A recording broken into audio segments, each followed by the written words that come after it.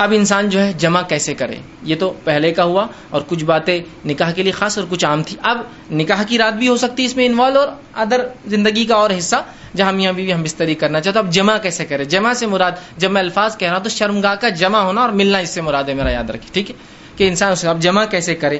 اس کے تعلق سے بہت ساری غلط فہمیاں ہوتی ہیں، انشاءاللہ آج اس کے ازالے کرنے کی کوشش کروں گا. اب انسان اپنی بیوی سے کیسے جمع کر سکتا ہے؟ آئیے اللہ رب العزت کا جواب اپنی کتاب، اس کی کتاب میں جو اس نے دیا اس سے ہم شروع کرتے ہیں. اللہ رب العزت فرماتا اور کہتا ہے سورہ بقرہ سورہ نمبر 2 آیت نمبر 223، اور فرماتا ہے نساء حرث لکم فأتوا حرثکم ان شئتم، کہ اللہ فرماتا اور کہتا ہے تمہاری عورتیں تمہارے لیے کھیتیاں ہیں، اور تم جس طرح سے چاہو اپنی کھیتیوں میں آؤ.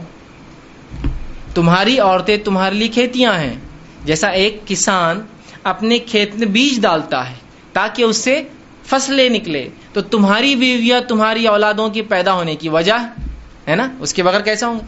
تو تم جو ہے اللہ رب العزت فرما رہا ہے کہ تم جو ہے پھر جہاں سے چاہو وہاں سے اپنے بیویوں میں داخل ہو. ٹھیک، اب اس کے تعلق سے کیا واقعہ آتا ہے اس کے شان نزول میں رکھ دیتا ہوں، تو وہ پہلی بات بالکل انشاءاللہ جو آیت ہے وہ واضح ہو جائیں گے، کلیئر ہو جائیں گے. آئیے جو ہے صحیح بخاری کی روایت ہے، جابر رضی اللہ عنہ فرماتے اور کہتے ہیں یہودی جو ہے یہ بات کہا کرتے تھے کہ آدمی اگر اپنی بیوی سے شرمگاہ میں اگلے حصے میں جہاں سے اولاد پیدا ہوتی ہے، ٹھیک ہے، وہاں اگر ہم بستری پیچھے سے کھڑے رہ کر کرے، پیچھے ہو کر کرے بیوی کے، سمجھ رہے آپ بات کو، کہ اپنے بیوی سے صحیح جگہ مطلب شرمگاہ کا اگلا حصہ اس میں ہم بستری کرتا ہے جہاں سے اولاد پیدا ہوتی ہے، لیکن پیچھے سے کھڑے رہ کر کرتا ہے تو اس سے اولاد بھینگی پیدا ہوتی ہے، مطلب آنکھیں اس کی سکوئن جس کو کہتے ہیں، مطلب آنکھ ڈھلتی ہوئی یا دونوں آنکھ ڈھلتی ہوئی ہوتی ہے، بھانگا جس کو عام زبان میں کہتے ہیں، ٹھیک ہے، یہ بھینگا جس کو بولتے ہیں، تو ویسا پیدا ہوتا ہے.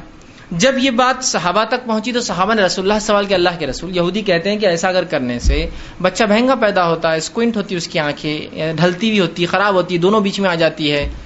تو آپ صلی اللہ علیہ وسلم نے اس کے جواب میں اللہ رب العزت نے یہ آیت نازل کی. جب یہ آیت نازل ہوئی تو آپ نے فرمایا اور کہا آگے سے یا پیچھے سے مگر مقام پیدائش میں. آپ نے کیا کہا؟ آگے سے یا پیچھے سے لیکن مقام پیدائش میں.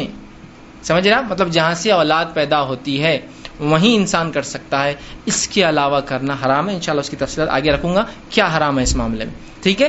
تو چاہے انسان آگے سے ہو پیچھے سے ہو لیکن مقام پیدائش میں. آئیے دوسری روایت، عبداللہ ابن عباس رضی اللہ عنہ فرماتے ہیں، یہ ابو داؤد کی روایت، آپ نے فرمایا تھوڑی طویل روایت ہے لیکن بہت ساری باتیں علم کی اس میں آ رہی ہے اس روایت کے اندر، بالخصوص اس مسئلے کے تعلق سے.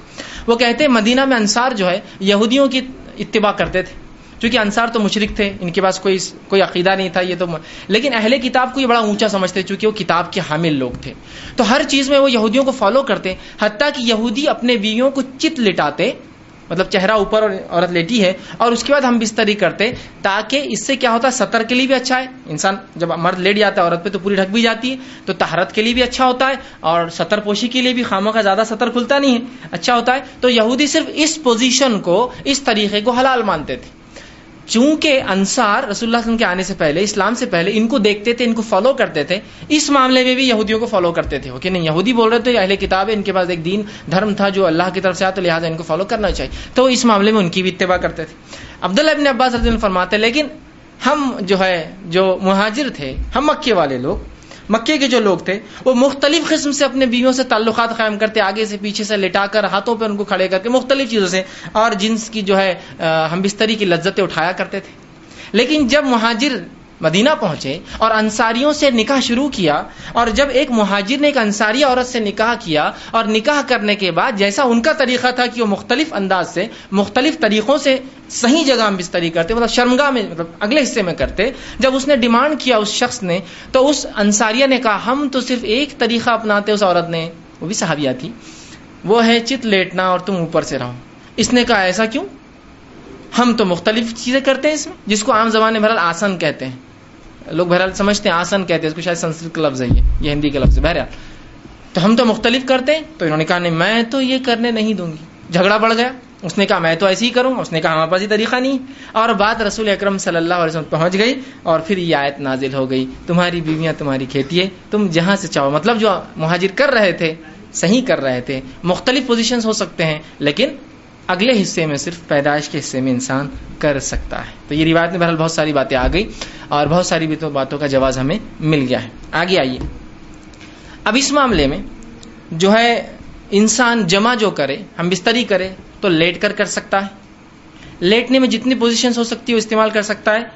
شرط ایک ہی ہے، وہاں انسان اپنی شرمگاہ کو داخل کرے، عورت کی شرمگاہ میں جہاں سے اولاد پیدا ہوتی ہے، ٹھیک ہے، وہی ایک جگہ ہے. دوسرا بیٹھ کر سکتا ہے، جتنی پوزیشنز ہو سکتی ہے اس کے لیے، شریعت نے اس سے کوئی ممانعت کا اظہار نہیں کیا. لیکن سب سے بہترین پوزیشن اولاد کی پیدائش میں اور اس میں سازگار ہونے میں وہی ہے جو عورت کو لٹا کر کرے، اس لیے کہ اس میں سیدھا مرد کی شرمگاہ اوپر سے ہوتی ہے اور اولاد کی پیدائش کے چانسز زیادہ ہوتے ہیں اس معاملے میں. بہرحال ٹھیک. اس کے بعد بیٹھ کر جتنے طریقے ہو سکتے ہیں، جتنی پوزیشنز ہو سکتی ہے، جس میں میں جو بتا رہا ہوں بات آپ سمجھ رہے ہیں کہ شرمگاہ مرد کی عورت سے ملے اور سامنے کے حصے میں آپ کے لیے جائز ہے.